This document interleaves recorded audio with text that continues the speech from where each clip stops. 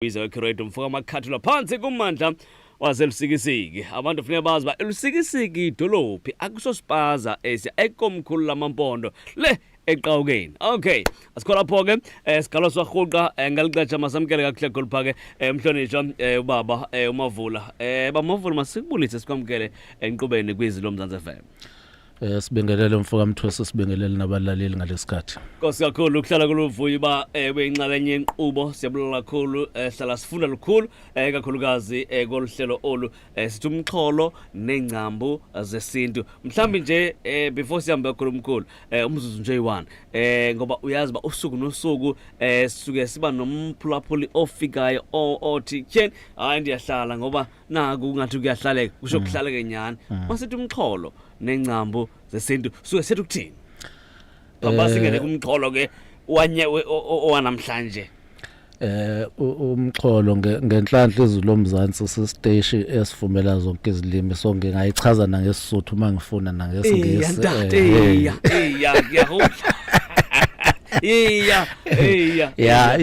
ngamafuphi umxholo icontent. Okay, ukuthi icontent yethu umba udaba esingalo sithi ke silibheka silisusela ezimpandeni zesintu kusho ukuthi kudala sidla ngolidala ukuthi kudala babenza kanjani. Sibuka izinto ezazenzeka kudala bese siqhathanisa nezinkinga esibhekene nazo njengamanje sibuka ukuthi yini esingayifunda ezintweni ezazenzeka kudala esikhathini samanje sizishiye ezingasasebenzi sibuke simuva nazo. Ngamafuphi sisuke sithi umba esithetha ngawo nelokhuza ke sithi ke siya ezincambu zimpande mawuzobona isihlahla ungayabona amafruit emahle phezulu njalo njalo bathi ke sibeze sithi masehle siyofika ezimpandeni phansi sibheke uba kusuka ezimpandeni ukuya phezulu into kanjani. Umxholo uqhamuka lapho ke. Good, Nkosi kakhulu silive ke silive page lokho Phila Mzimba ku YouTube. Umuntu nje angene abhale Phila Mzimba health product noma abhale nje Phila Mzimba kuzovela konke lokho lengxoxo le ethetha ngana namhlanje uzoyithola nayo. Futhi angena futhi ke abe ne-app yezilo mzansi abhale phake ku-Google Play Store izwi 98 FM abese ke eba ne-app yakhe. Zininzi izinto ozifumanayo ku-app yezilo mzansi kubalekile ukuthi ube nama podcast konke abakhona. Mkhulu namhlanje sithetha ngendaba enkulu. Awuthatha usibeke inkazimulo ezayo esiyoni. Hey. Hayi ingathi ndizohlala pha ngemva eBack City mina mkhulu ngathi nokho ufokothi lusathambile. Ehlakule lakho dad. Okay.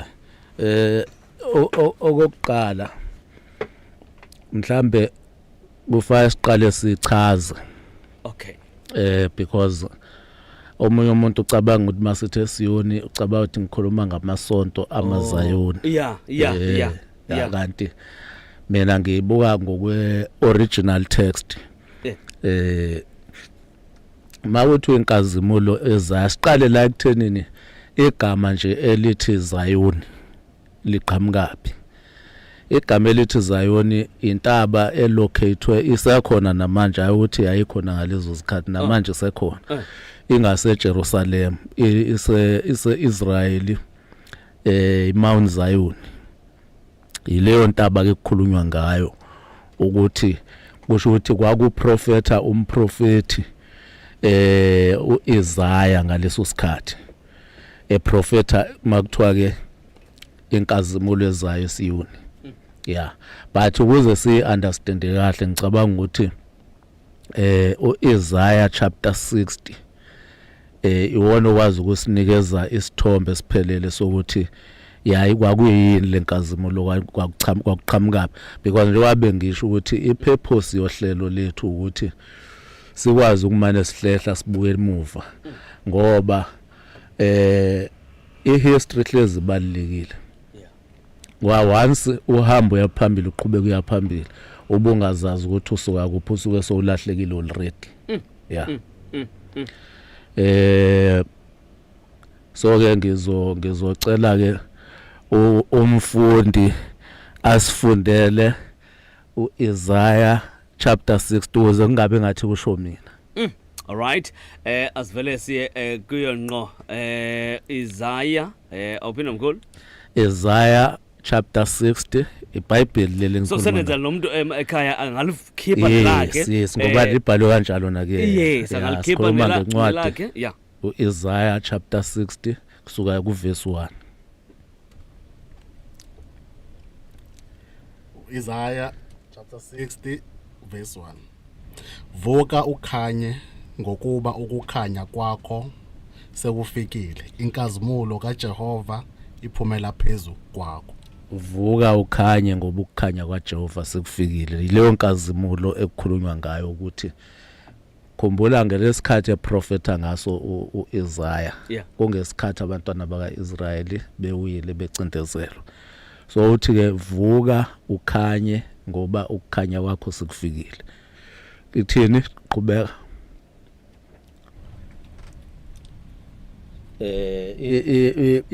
Into kufuneka sibuke manje ukuthi ngesikhathi kuthiwa vuka ngoba kukhulunywa ngesayona ngithi. Yeah. Kusho ukuthi fana ukuthi uthi vuka Zulu. Mawuthi vuka Zulu okanye Xhosa awuqondile ukuthi usho izintaba ukhuluma ngabantu balapha nala eSiyoni ke makukhulunywa ngakhulunywa abantwana bakaIsrael ababe lapho. So ifuna sithola ukuthi ngesikhathi kuthiwa akuvuka ukhanye ngoba ukukhanya kwakho kufikile kungesiphi isikhathi ithini time cycle kwenzakalani ngaleso sikhathi asingaqhubeka Ngokuba bheka ubumnyama buyasibekela umhlaba. Ubumnyama busibekela ngalesikhathi ubumnyama busibekela umhlaba. Ngalesikhathi kune confusion. Ngalesikhathi kunezinkinga, kunendlala, kuna bonke ubunzima lobo bukhona. Ubumnyama bumboze umhlaba wonke. Kungaleso sikhathi la kuthiwa lendlu kaIsrael mayivuke khona. Kepha uJehova uyaphuma phezulu kwakho nenkazimulo yakhe iyakubonakala phezulu kwakho.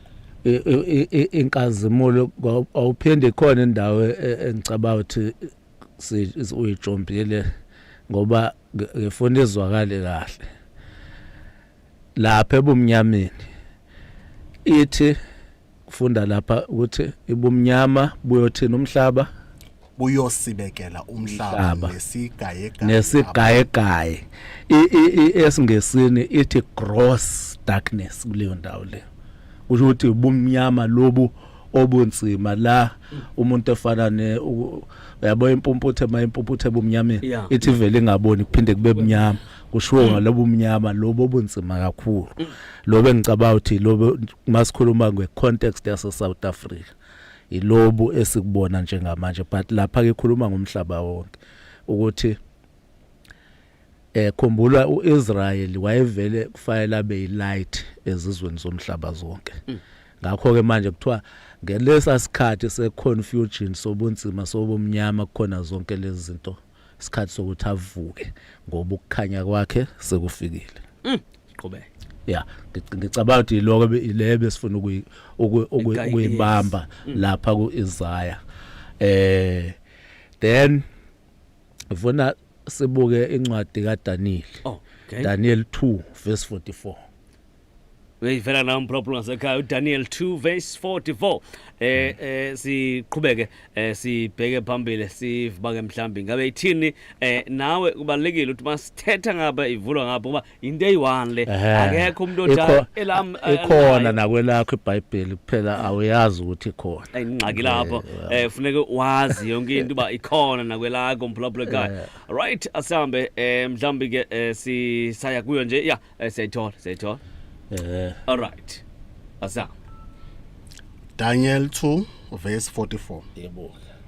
Ezinsukwini zalawo makhosi uNkulunkulu wasezulwini uyakumisa umbuso ongasoze wachithwa. Ezinsukwini zalamakhosi la abusayo kungaleso sikhathi la kuyomiswa lokhumbula uIsaiah uthi vuka ukhanye ngoba isikhathi sokukhanya kusho ukuthi isikhathi sokuvuka sifikile manje uDaniel uqhubeka nayo leya nkulumo usethi ke manje ezinsukwini zalamakhosi ezinsukwini zo G8 ezinsukwini zo G20 ezinsukwini zalama leaders omhlaba akhona abusayo njengamanje kungaleso sikhathi uyothini uyomisa umbuso wakhe wasezulwini ithini mayiqhubeka ithi ubukhosi bawo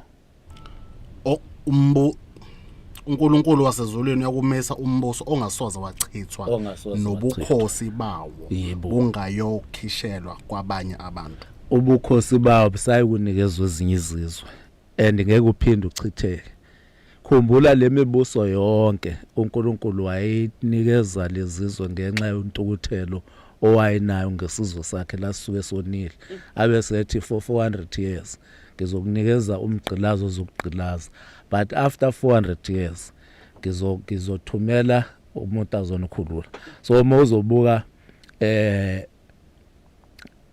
esikhathi saseGibhithe after 400 years kwenzeka kwaba kanjalo isisprofetho lasho khona ukuthi kuAbraham uthi yazisa kahle ukuthi insalo yakho izothunjwa iyosebenzela abanye abantu abezizigqila nezigqilakazi lapho iyohlala 400 years mawungabala ama Black Americans namanje bheka lo 400 years engikhuluma ngawo so leyanto isisprofetho esingeke sisibalekele ukuthi masuphelile u400 years kumele sivuke si-understand ukuthi la isikhuluma ngesiyuni ubuka ke manje ngokamasonto awukazi babona belunga abayizayo nangithi manje naleyo nto akufuneki kube ngazathi sibe namahloni ngokukhuluma ngawo ukuthi kwakungakhulunywa ngabelungu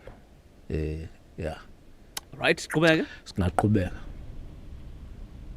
sesekuyo Daniel 2 verse 44 sithi ubukhosi abusayi kunikela kwezinye izizwe kodwa iyochoboza yonke eminye imibuso angithi sho kanjalo kepha uyakuchoboza uqede yonke lemibuso iyochoboza wonke lemibuso ekhona bese yona ima ingunaphakade wona uqobo ume phakade exactly so sikhuluma ngalo mbuso ikingdom la sizazi thina singabantu because leyanto yenzeke eAfrika awudingi ukuthi uzobe uprofessor njengalo beyofakaza eParliament namhlanje ukuze wazi ukuthi yenzeke eAfrika ayidingi ukuthi uzufunde kakhulu yes awudingi ukuthi ujule kakhulu ukuthi ayikho ihistory umuntu omnyama okwacindezela umlungu ohleze ecindezela abantu abamnyama and siyazi ukucindezeleni kweni kwakhe umuntu omnyama hayi ngoba engahlakaniphile ingoba usukonile uNkulunkulu abese yaphanishwa kukhona umlaleli njengemthandi lo bethi kwayipolitiki lengiyabelungu ebala ukuthi lezi zinto uqinisele even uhulumeni ngoabelunga kona welokhu that is why ubona abantu abamnyama ungathi uyabehlula la sikhuluma ngekingdom manje umbuso asikhulumi ngogovernment lo government lo wase South Africa ngithi makusho kuthiwa government of the people for the people and by the people there's no god manje sikhuluma la abantu men of God kuyibona abalidayo belidwa uNkulunkulu umbuso uphezulu ubeka ubuNkulunkulu khumbula ukuthi masikhuluma ngobuNkulunkulu ngilo ngiyichaza lento ukuthi angikhulumi ngereligion okuyesonto hayi ukuthi sikhuluma ngesonto elithize sikhuluma ngoNkulunkulu ngendlela isiko indlela abantu ekufanele baphile ngayo yayibekiwe zonke izinsuku not ngosuku oluthize zonke izinsuku incwadi yokugcina esilokho zasiyendlalela la senzela ukuthi masikhuluma lento ibe na umnyombo ukuthi isuka phivela siqhubeka Daniel 7 verse 25 uDaniel 7 verse 25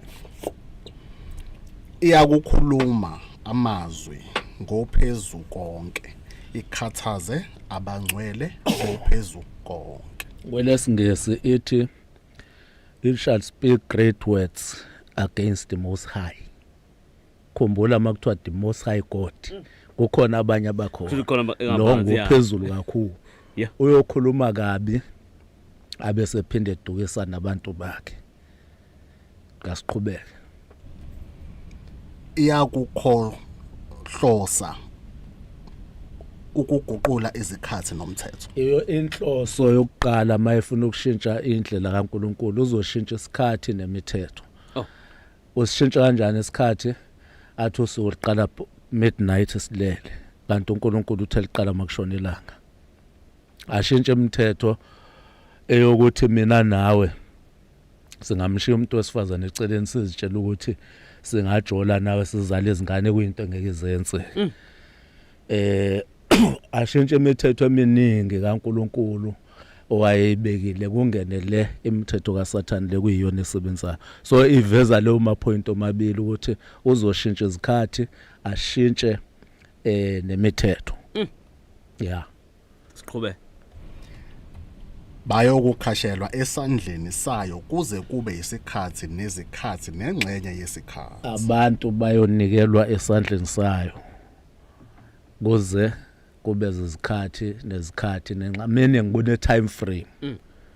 Mase iphelile lelo khuza leso sikhathi besibekile. uNkulunkulu uyabuya uze athi abantu bami ngibanikele esandleni sakho kodwa ubaphanishe kakhulu ngakho ngizoziphindisela. Uyabona uzonika umakhelwane mhlambe ingane yakho yone kwamakhelwane ubezothi hayi shayi khona izofunda ukuhlonipha. Yeah. Uthi uyafika uyiphulile umlenze wayiphula ingalo kuyishayini kwakhe ngeke kungabe ibhlungu kuwena ngoba kunendlela ethizo obulindele ngayo ukuthi ayiphanishe ngayo uzoyiphanisha njengengane. Wama uthi uyafika mhlawumbe uyigwazile igcwele amanxeba igwaza ngommese nawe ngeke ungafuni ukuziphindisela. So into ekanjalo kufanele ke masibuka isikhathi biblically so sibuka ngokukamoya ukuthi uthini isikhathi njengamanje. Isikhathi esikuso siyavuma ukuthi izinto singazenza zenzeke. Siyavuma ukuthi singazenza izinto zenzeke. uNkulunkulu ubuso ububhekisile ngala ngakithi. But khona izinto ekufuneka sizifundiswe. Isibonelo abantu abaningi abasontayo bayathandaza kunabantu abathandaza seriously. But baxakekile ngendlela ukuthi bagcina bengazi noma uNkulunkulu ukhona. Kanti umuntu mayethandaza ubhekisa ubuso bakhe entshonalanga yethi ucela ukukhanya ngoba njengoba ubona siyingxenye yemvelo. Ilanga nje obaliphuma empumalanga liyakukhombisa ukuthi ukukhanya kungala nezinhlanhla zingala. Malishona ilanga kuba mnyama kufana na ulale ngoba ngaleso sikhathi isikhathi semoya emimbi kulindelekile.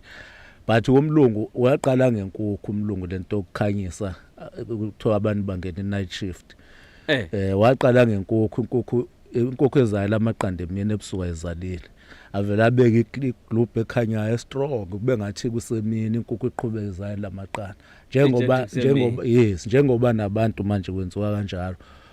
Khona abangena ebusuku vele kwemhlophe bakhanyiselwa agcine engasakwazi nokulokho. Omunye uzumuzo nje ethi hayi ngithanda ukungena ebusuku mina. So ilezi khathi ekukhulunywa ngazo zashintshwa. Ngakho ke kubalekile masenza izinto ukuthi sizibuke yonke into. Mina ngaba umuntu ngazifundisa ukuba curious. Ukuthi yonke into kufanele uyibuze ukuthi isho ukuthini into mawuyenza. Khumbula ke elokhuzini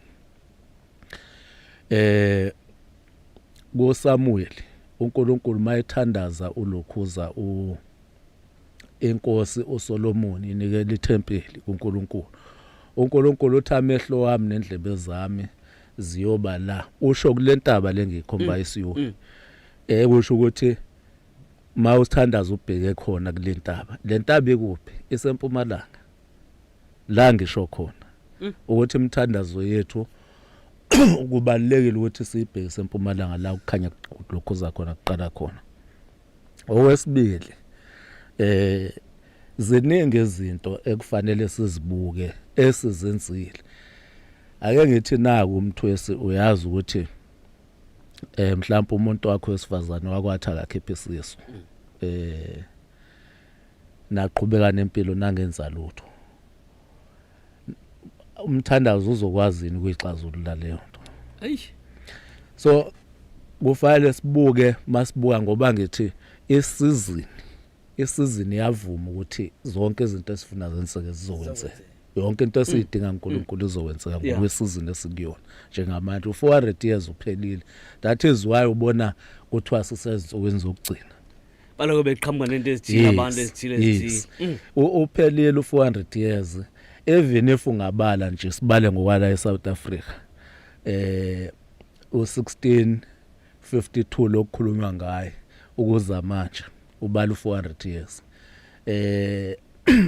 Yet siyazi abelungu abafika ngo1652 ngempela kade abelungu bafika la eAfrica. Into engizama ukukutshela yona ukuthi ienvironment iyavuma.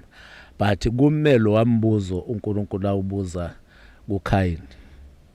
Embuza ukuthi wenze ntoni Khayini? Ngoba izwi legazi lomfowenu liyakhala kimi lesemhlabathini. Akabuzi ukuthi umbulalelini. Uthi iza ngaphambili umnikeza ipassage yokuphuma esonweni. Nathi ke kufanele sibuke izinto esizenzile. Sibuke ukuthi sizilungisa kanjani. Akekho umuntu ozokubuza ukuthi uyenzeleni. Mangaba uthi mhlawumbe wase university wakhipha isisi ngoba abazali benjani behlaza la. Akekho umuntu ozokubuza leyo nto manje ukuthi wawukwenzelani lo. Okubalekile ukuthi ikuphi okwenzile ekungavimba ukuthi izinto zakho ziphumelele. Sikuleso sikhathi la isizini ivuma khona ama scriptures ayesekelana bengiwakhetha ngamabomu la omabili abalaba prophet bebabili. And akekho umuntu wayibona izinto njengabaprofeti. Ingakho makubekwa abapostoli nabaprofeti ngihleze ngikhetha abaprofeti because abaprofeti babechaza amaphupho bephupha uNkulunkulu ekhuluma nabo through amaphupho. Mawuzwa ukuthiwa uNkulunkulu wakhuluma kusibani bani wokwazi ukuthi leyo nto ayivela ngephupho esikhathini eziningi njengale bengisho kaJeremiah kaLukhoza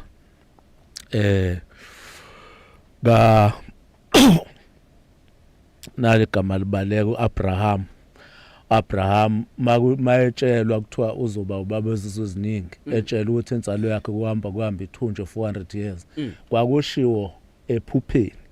Mayetshela ukuthi inkosikazi wakhe uzozala umntwana bengabazali abantwana yayivele emaphupheni zonke lezo zinto. Later kugcine sekufika abantu baprofete ukuthi kuzokwenzeka ukuthi kusho kwenzeka.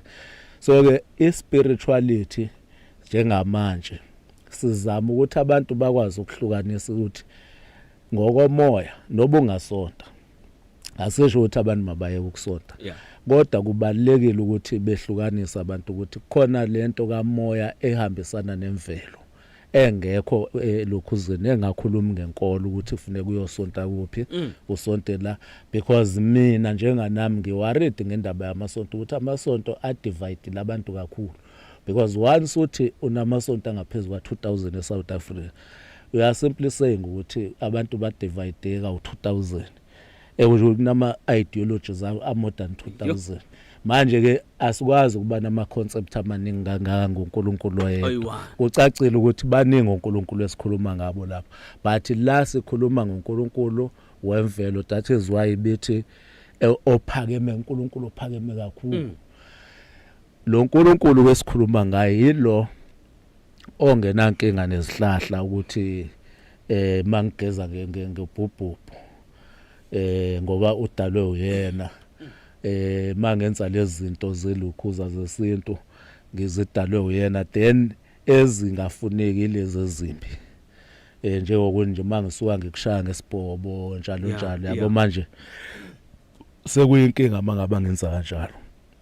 Ngakho ke ngicabanga ukuthi kufanele sivumelaneni ukuthi sincenge kancane lento kamoya siyikhipheni siyiseparate kwi-religion but masikhuluma uyabo nje umuntu mayekuza ukhuluma ngeBhayibheli noma ngoNkulunkulu into efikayo nje ingqondweni yokuqala ukuthi ingabusonta kuphi naziya yabo leyo nto into esiyifundisiwe le ukuthi you can only talk about uNkulunkulu in relation to a religion. Awukwazi ukukhuluma ngoNkulunkulu ngaphandle kokusonta. Then uye eBhayibhelini bonke laba prophet akukho laba besonta khona because babe understand ukukhonza ukuthi into yenza zonke izinsuku akusho ngoba nali ibandla lakhe umprofeti uIsaiah nali ibandla lakhe babemela uNkulunkulu so bonke babethunywa ukhona nje wayithunywa ukuthi azoqalekisa abantu ukuthiwa ngoba senonile kuzokwenzeka ukuthi nokuthi esho izinto zisahamba kahle kusho kuhambe kwenzeke abanye babelethwa ukuthi ke kuthiwe ngoba seniwile manje nilowo nikhala phakamani ke manje nilungise nazi izinto zenu always mabe uNkulunkulu bantu bakhe mayefuna ukukhuluma ngabo uyabakhipha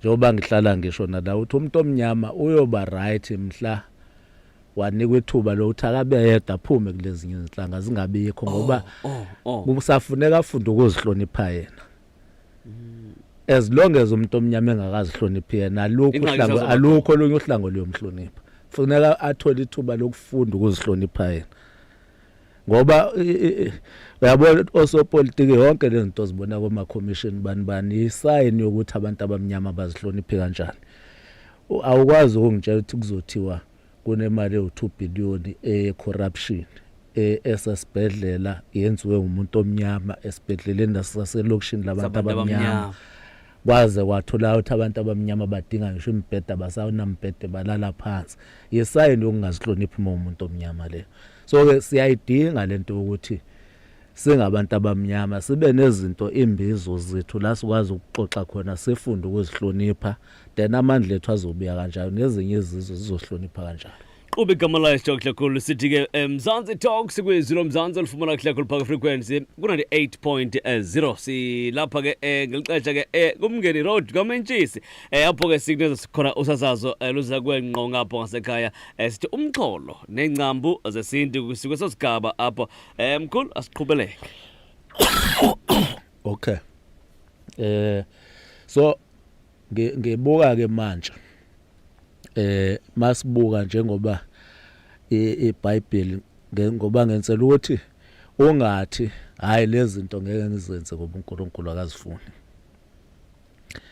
emithi kulashwe ngaye eBhayibhelini mawungazinikeza isikhathi nje ufunda ilokhuza ufuna amavesi ngicatha angaphezulu kwa25 amavesi aseBhayibhelini akhuluma ngemithi labe kulashwa ngayo and akukhulunywa ngemithi esingayazi kukhulunywa lesiyaziyo omunye nje isihlahla somkhiwane ukukhulunywa kakhulu eBhayibhelini ngaso ngendlela ukuthi even kwiNew Testament kukhona la size siqalekiswe khona isihlahla somkhiwane namanje ngicabanga ukuthi ke mozosibuka ngendlela esibisihle ngawo kodwa sithela amafruit abola ngawo uyayibona leyo effect yenze yes manje esikhathini ke la siphila kulesikhathi samanje akufanele sibanjwe izinto ezincane khona nje umuntu othola ukuthi kunogogo wakhe ngwesimo sempilo yakhe omnikezile ibhayilithizi ngephupho ukuthi uyothi mothandaza ukuze izwakale lento yakhe umbathe lelibhayi akakalithengi but ulindele umlingo ukuthi lemthandazo ufike yakhuluma ngiyakubofuna ukukhuluma yazi qho sithetha nawe mkhulu ke kubuye into yasemakhaya kuvukwe lento njalo nolusinga noma ntoni xa thetha ngomkhiwane nje amakhiwane beswadla ke thina cha kuyokuthi xa sisekeluseni before ulitye ikhiwane qale ulikhe ulivule ulithambisa apha enkabeni ukuze angakulumi kunale nkolelo nje ethile so isho something lonto xa sendithi kuyibhekisisa kahle ngoba naku uyayiveza yes angithi nje njengoba ubala enkaba itse yona nsilayo umuntu yona into yakhe umuntu leyo amalumbo wonke mayengena emzimbeni womuntu angena ngenkaba noba kungathula eqile khumbula inkaba ile exhumanisa wana noma wakho manje lokhuza mawusesesiswini kuma wakho iyona esebenza ukuze uxhumane nawe ukwazi ukudla wensini so elumbo ke liye lingene ngayo malingena ngakho ke babaza abantu abadala yes khona ezinye izinto ababezisho ezazi ngalona iqiniso ezazinsela nje ukuthi siqwasha ya kodwa eziningi zazi lokho zazi iqiniso ake ngikwenzele into kaNkuluNkulu ubuhlakani bakaNkuluNkulu nomuntu le nto kaMabopha Mawulusile umfana amadoda ayaziyo abantu abadala bayaziyo bayifunda bengabafana umuntu wabafana uMabopha abantu bokuqala nqa kusebenzisa uMabopha ngabafana belusayo bebopha abazali ukuthi mawudlisile impahla ingenile ensimini okanye wonile something mawubuye ukuze ungashawa mase futhi awuyenzi nje noba kunini uyenza mase nizovalela thatha uMabopha udonsa uhlafuna impande yawo babe unjalo uhlafuna impande uhlafune khwifele ezandleni bese uyakhuluma uthambe sebusweni umthatha umbuma isaka ngala obovu uthatha impande uyishisa bese uyakhuluma kwesinye isikhathi umufika ekhaya uyafika emva kwesicapha nalo siwazi ngempela bese kubekile kodwa bakhohle bonke bakhohle kwesinye isikhathi othe ukuba namandla agcine nje ngokukuthethisa kodwa hayi ukuthi uzokushaya angakushaya so uMabopha babambe ngqi exactly awenzanga kwanto embi kodwa yebo lokho okuhlakanipha kwakungasuka nje emoyeni kwakusuka uNkulunkulu because likhumbula zidalwe uNkulunkulu lezihlahla lezi ziningi ke nezinye izihlahla singathi mesixoxa ngazo sizibuka ukuthi ziyaphilisa but imfundiso efakwa kumuntu omnyama khumbula ukuthi nomlando esinawo ubhalwe ngabelungu so umlungu mayubhala wayebhala after esinqobile ayithi alibo igama elithi history ulithatha literally ukuthi history kanti lithi his story meaning the European man's story bekufaka ngaba ithi mabeyisho ngumlando osihlanganisa sonke bekufaka ngabe inkulumo ithi our story but mawuthi his story uthi the European man's story khumbula vele nala kuthina nje ngesikhathi zezimpi mangaba ukunqobile imbangi yakho ithatha abafazi baleso sizwe ithatha imfuyo ithathe yonke into bese iyawubhala umlando ubhale ngendlela yawo ungabe nawo amaqhawe yona exactly mawungabuka nje amaZulu mayikhuluma ngodingane bafundise ukuthi umuntu omumbi akukho kungako kuhle kungakhulunywa ngaye yet uyena umuntu wabulala amabhunu owakho uzungu lokubulala amabhunu Idi Amin moya eUganda ayekho into enhle kukhulunjulwa nje ukuthi uIdi Amin wayebulala ethini but umuntu oqala waxoxa belungu waxoxa balokhuza waxoxa amandiya wathi akaphindele inda lo ujantshi wesitimela ezowakha sewuqedile ngizama ukukuvezela ukuthi amaqhawe esiwanikezwayo ayekho into ephathekayo la eSouth Africa muzobuka nje in fact umhlaba wonke uMandela uyiqhawe ngalendlela le simply because wakwazi ukubavikela belungu ngeconstitution ukuthi baqhubeka umnotho ube sezandleni zawo abantu abamnyama baphatha ipolitiki kuphela but bangakwazi ukuyitransform i-economy yase South Africa umnotho lokuhlezi kubelungu kwabekwa iclause section 25 kwi-constitution so umhlaba wonke kuyampraise ngaleyo nto not ngoba ekwazi ukusiza thina njengabantu abamnyama si-liberate ingakho uzwa ku-easy umuntu ongena amathuluzi oku-analyze amayethi lelizwe libuyele kubelungu abantu abamnyama behlulekile we set up to fail i-arrangement yayivele ihlelwe lo ngoba uma utransform izungaya noma kuliphizwe i-reserve bank iyona ethuluzi elisetshenziswayo ukutransform umnotho so i-reserve bank ayikazi yaphathwa abantu abamnyama kubeka ugovernor lapha ugovernor uyithuluzi elitshelwayo abantu abaphethe abanama shares lapha akubona even abantu base South Africa abantu ingakho ubona ngisho imali yase South Africa eprintwe eGermany is because abantu abaphethe i-reserve bank yase South Africa abayicontrolayo abatshalile imali yabo lapha ngabase Germany so mawuqhubeka kubuka abantu abamnyama ngisho imizamo yabo siyeke laba aba corrupt esikhuluma ngabo sikhulume ngalaba clean abenza kahle olokhuza abasunguli beNAFCOC bayi understand into okubaleka kwebank bakha iAfrican Bank. African Bank yawiswa iReserve Bank ngamabomu yafuna u2 billion. Mina kweNAFCOC ngikhuluma into engiyaziyo because kweNAFCOC ngeactive kade ngaba active. Kwafuneka 2 billion wangabikho oyigaranto ozohlala elokhuzini. Kuthiwa wena ngoba ugcinile imali yabantu lethu 2 billion ozohlala eReserve Bank yawa yathathwa ngabelungu namhlanje yasebenza awufunwa lo 2 billion kubona. Uye evenda iVBS yaqala bomama kwafunwa lo 2 billion ayiwanga because kwakusho lezinto eziningi esasizibona. Namanje mungabuka uNedbank wayephethe iVBS ayiphethe license yayo uNedbank waba compensate omama ngale mali because imali yayikhona. But uReserve Bank efuna le guarantor ehlezi eReserve Bank. Bathe mabephume eLimpopo ilephi ibhank ebesela abantu abamnyama ithala. Balishaya phansi njengoba ubona nje manje liyazama ukuvuka but libekiwe ijoka nakhona kukhulunywa u2 billion.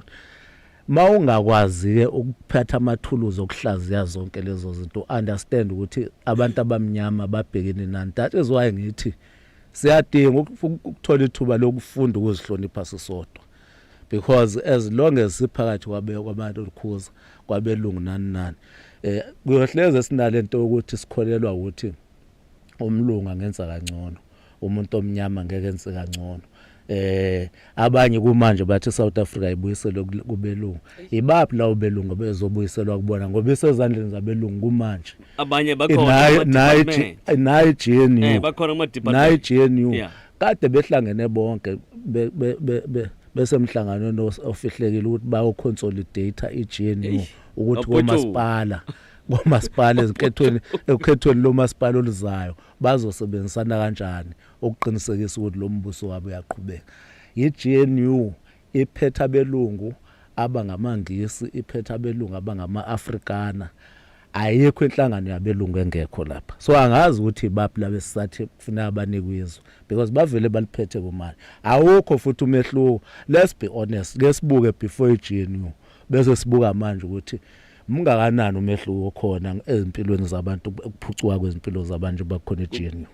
Asambe siyavengelele mkhulu sibuye siqhubeleke nayo indaba le enkulu kangaka namhlanje emphulaphula ekhaya sikumxholo lencambu zesintu igama lenqubo ke Mzansi Talks sikuzosigaba esasambe siye evengelele. Ithemba lokuphila umutho sokuphila mzimba isiyatholakala ngakini eSoweto eGoli siyatholakala enambeni ethi 078 834 8277 eThekwini eDurban setholakala number ethi 066 007 5043 ukanti setholakala nasefolweni ku069 198 1864 eNgonyameni setholakala enambeni ethi 084 557 9817 kanti ePinetown setholakala futhi enambeni ethi 073 993 3638 eHammersdale setholakala enambeni ethi 079 730 5677 ukanti ePietermaritzburg eMgungundlovu setholakala enambeni ethi 076 353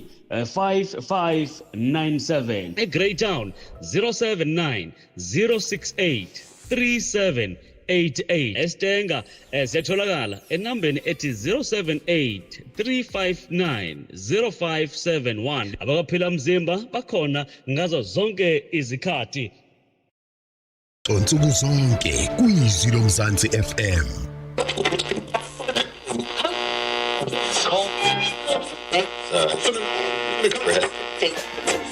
Yebo imikhiqizo yokuphila mzimba isiyatholakala ngakini eSoweto eGoli setholakala enambeni ethi 078 834 8277 eThekwini eDurban setholakala enambeni ethi 066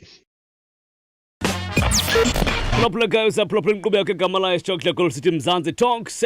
Kwisigaba post khona sithi ke umxholo nengcambu zesintu si live ku YouTube. Ngena ku YouTube ubhale Phila Mzimba. Uzokuthola yonke le ngxoxo esixoxa ngayo namhlanje ku page la kaPhila Mzimba. Kanti khumbula ke songena isigaba ke sakwaPhila Mzimba, abakaPhila Mzimba ke bayanceda kakhulukazi kwingxaki umuntu asuke ebhekene nazo. Kuwe kozazi ingxaki zakho, uba zintoni nantoni obhekene nazo, hloma ngepeni nephepha. Ngoba ke uzothola inkcukacha nengcombolo ezithevetshe kulo ngxaki obhekene nayo ke uzokwazi ukuthumela iWhatsApp yakho noma ufone noma ungene ku Facebook ubhale Phila Mzimba, ungene ku TikTok uzothola kabanzi, ungene futhi ku YouTube uzothola kabanzi nakanjani. Sikuzido Mzansi mkhulu sesiya ngasemaphethelweni engxoxo yethu namhlanje. Umkhulu namhlanje serious kakhulu mkhulu. Kodwa yonke sike sibe nayo angiqondi bukhona okungabe serious. And futhi angiqondi bukhona umuntu othi mangaba sesigqiba ukuthetha athi khonta ngayifundanga. Yeah. Futhi ke sibulele mkhulu nakhona kwaPhila Mzimba ukuthi nizele nendlela ukuthi kube khona apho izofumaneka khona noma ke sekugqibile ukuthethwe umuntu athe ehlele ekhaya ehlele iphiphipi akwazi ukuphinde azinike isikhathi sokuyoyibheka akayimamele kahle ke ngoku. Sibulele kakhulu mkhulu. No, siyabonga kakhulu. No sicelo ngamuzwa ngomgqibelo echaza ukubaleka waleyo nto ukuthi lento ka YouTube iyakusiza ukuthi yonke into esake sayikhuluma uyithole lapha namaphupho nganye indlela ungakwazi ngisho ukuzichazela amaphupho uma uphuphile ungene ku YouTube ubheke ukuthi asiwachaze kanjani likhona yini lakho then yabo. So ibalekile bathi ibalekile nale leyo ukuthi sizazi njengemvelo bengixoxa nawe nombovu ngomsomluko uma ukhumbula ngithi lento yasemanzini makuyiwe emanzini ezibini njalo ezimpophomeni umuntu akhulume ngenyoka esemanzini omunye azayinika igama ngathi uNkulunkulu athi usobaba umnikazi wama irong leyo nto ngoba leyanyoka mayikushaya noma ngabe ingakugwinyi uNkulunkulu losuke lukhuzile leyanyoka idaliwe naye ayona uNkulunkulu kuphela kuba khona imimoya yabantu kwesinye isikhathi imimoya uNkulunkulu esuke khona lapha kuyona phakathi ingakho uzonaka izizibe eziningi ukuthi sasibhukuda kuzona kodwa namhlanje wasumdala ngeke usangena kuzona ngendlela esozwe izinto ezenzakalile ngayo. So kune control spiritual ekhona esekhona namanje. So iforce kuwo wonke ama forces of nature, iforce enkulu kunawo wonke ama forces of nature umuntu. uNkulunkulu uzobuka wathi sedale yonke into wase eqoka ukuthi akho umuntu ingawe ethi masense abantu ngumfanekiso wethu ukhuluma nemvelo ukhuluma nezipinashi ukhuluma namazambane ukhuluma nayo yonke into ekhona. So ke mase zakhiwe lezi zinto zakhiwa imvelo kuphuma umuntu abe sephefumulela umoya wakhe wokuphila kulezilwana uzwanga ishiwo lento but mayefika la kumuntu usephefumulela umoya wokuphila ngamanye amazwi ensemeni yase Edeni mayedala uAdam kwakufaya mayiqala enyakaza sibona umoya kaNkulunkulu uhamba phakathi kwezihlahla uqeda nje ukudala uthi ungadla kuzo zonke izihlahla ngokuthanda kwakho but esihlahleni solwazi lokuhle nokubi ungadli kuso ngoba mhlezana udla kuso uyofa nokufa. Yaqala kanjalo ke process yethu yokuthi silimale kwenzeke zonke lezi zinto nokufa nani. Ngeke ngithi kubantu akuyona inkinga amasihlulwayo uyalibona ikhabe iwatermelon. Yeah. Ake sibekeni sonke nomuntu olalele njengamanje. Uyibeke ubheka ukuthi izobola yini. Uyibeke nje emhlabathini. Yeah. Ngeke ibole. Izohlala nje. Iyohlala nje, ihlale nje. Iwatermelon ayiboli unless khona into umuntu ayenzile. Mhlawumbe uyisikile ke mhlawumbe. Mawuzobuka imfihlo yewatermelon ukuthi namanzi amaningi. Ayikho ifruit engiyaziyo enamanzi amaningi njengewatermelon. Umuntu naye umzimba wakhe unamanzi amaningi. But into eyenzekayo kulamanzi wakhe wasemzimbeni kuhamba kuhambe angawaphuzi. Ube sulibala ukuphuza amanzi bese uthi uba ne dehydration Izinto uphathwe izinto Uyabo. kwenzeka zonke lezi zinto. So khumbula noSathane indlela achaza ngayo iprocess yokufa noNkulunkulu azifani. okay uSathane mayichaza ukufa ukuchaza njengokufa kwenyama la umzimba wakho usuwile ukhathele. uNkulunkulu mechaza ukufa ukuchaza ngokufa kwengqondo.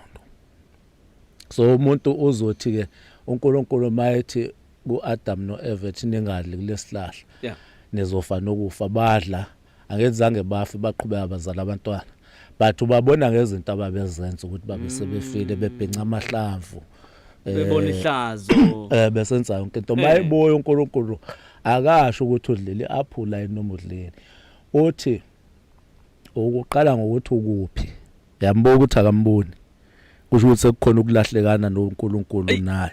Okwesibili usethi ke usethi nginamahloni ngoba nginqunu. ixoshe lonke ungaziboni. Umbuzo uthi ke utshelwe ubani ukuthi unqunu.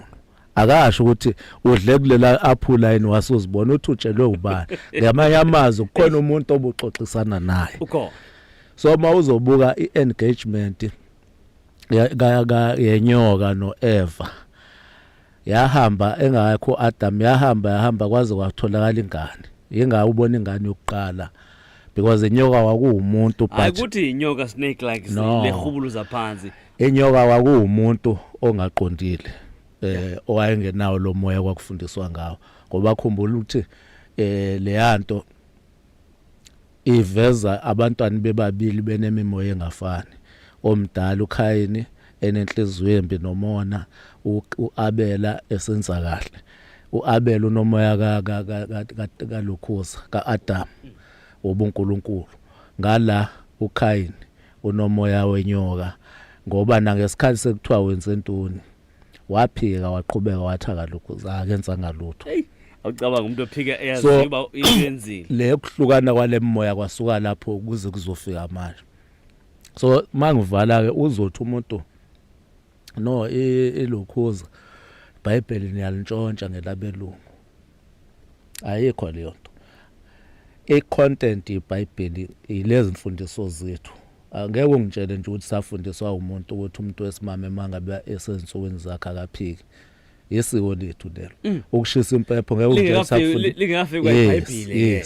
Umehluko ukuthi abelungu bafike benze ucwaningo bathola ukuthi amandla ethu akuphi ubuthaka bethu buzoba kuphi base bethatha lento bayibhala bona ngendlela yabo ezovuna bona ngenxa ukuthi thina owethu umlando asubhali siyawufundisa nje uba ngikhuluma nje ngomlomo yeah siyodlulisela ezizukulwaneni zethu ngokufundisa kanjani ngokuxoxa asinayo into eyincwadi ebhaliwe umehluko yilo but babhala into kwabona ababengayazi ingakho babona beyihlukanisa bafika le yethu bathi Old Testament base bethi valiwe baqhamuka nalena ke ekhuluma ngamaRoma kakhulu ngezinto zaseEurope la kugcwele oPhilip sekungenisa ngesikhona into ekhona esimanje manje. Okay exactly.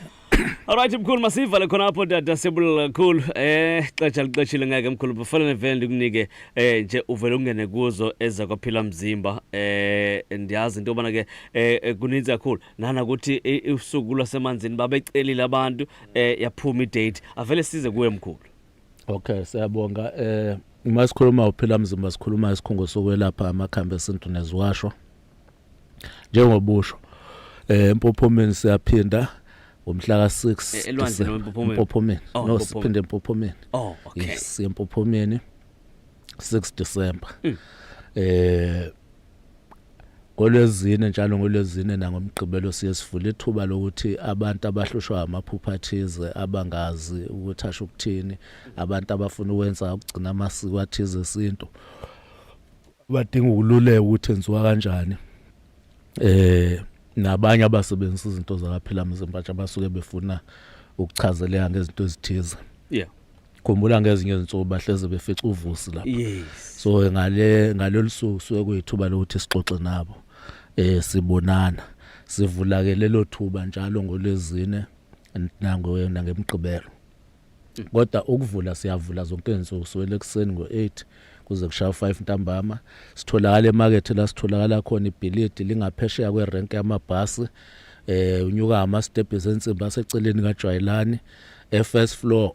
Mawufika khona amabhoda kaphila mzimba yakukhombisa nje ujikile esandleni sakho sokudla ungijika nje usuqondene ngqo nomnyango awujiki indawo uhamba uyongena lapho la sitholakala khona.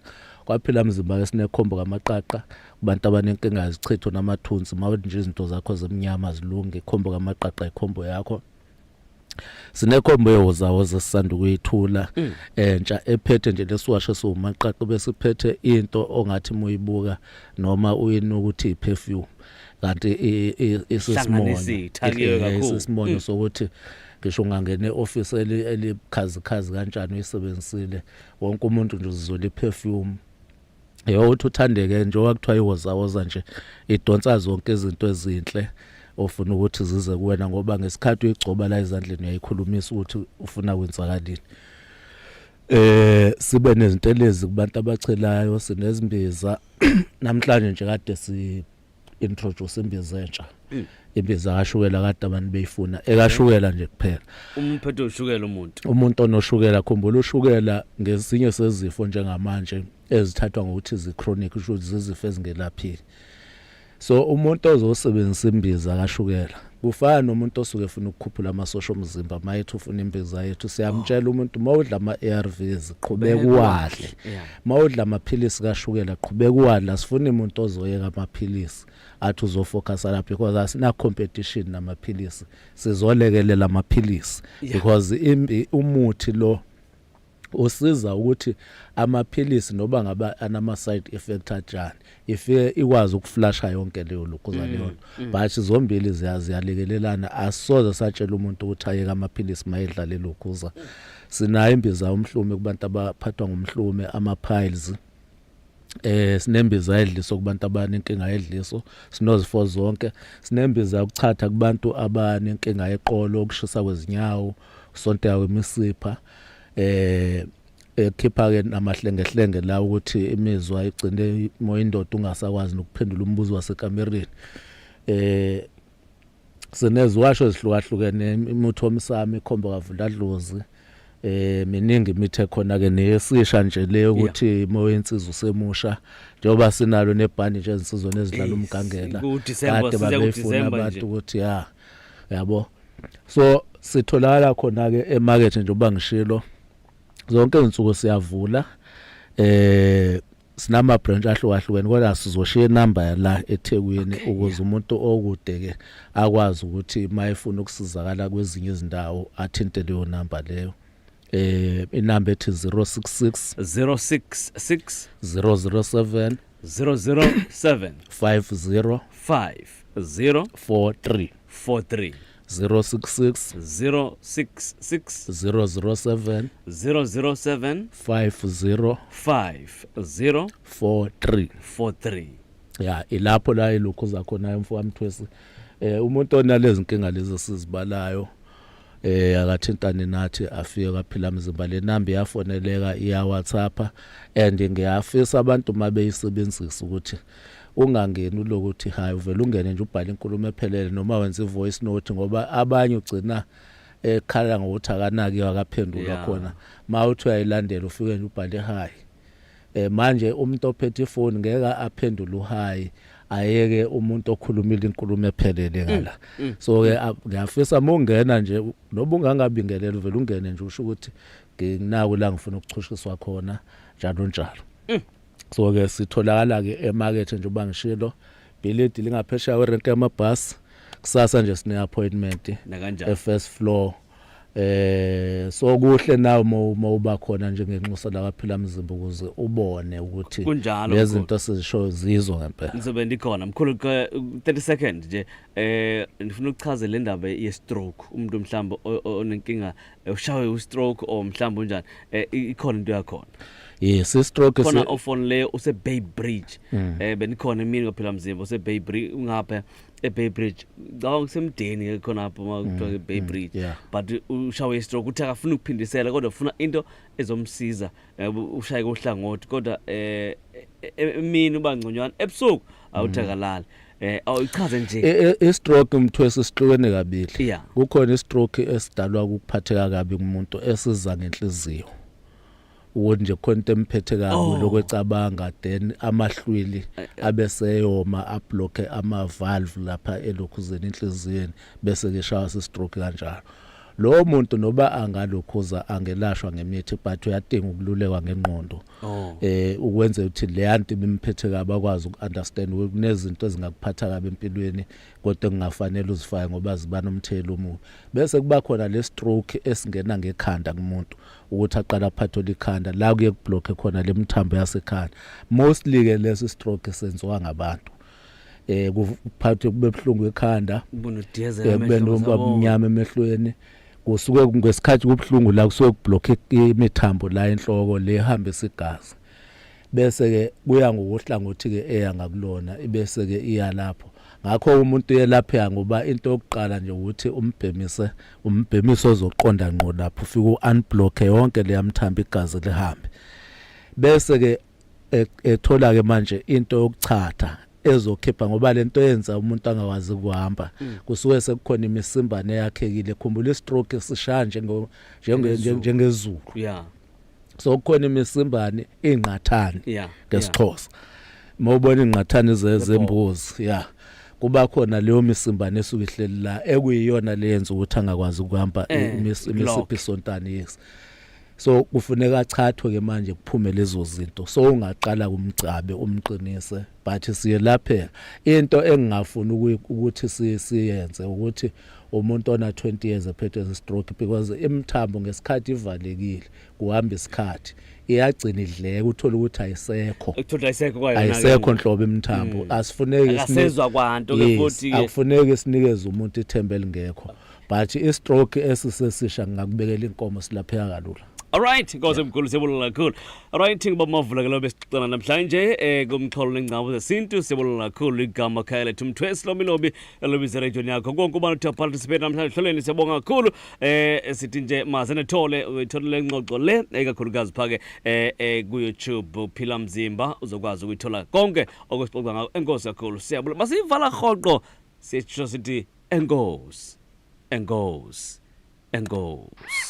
Yebo kunjalo imikhiqizo yakwaPhila Mzimba isiyatholakala ngakini eSoweto eGoli siyatholakala enambeni ethi 078-834-8277 eThekwini eDurban siyatholakala enambeni ethi 066-007-5043 ukanti siyatholakala nasefolweni ku-069 198-1864 eNgonyameni setholakala enambeni ethi 084-557-9817 kanti ePinetown setholakala futhi enambeni ethi 073-993-3638 eHammersdale setholakala enambeni ethi 079-730 5677 ukanti ePietermaritzburg eMgungundlovu siyatholakala enambeni ethi 076 353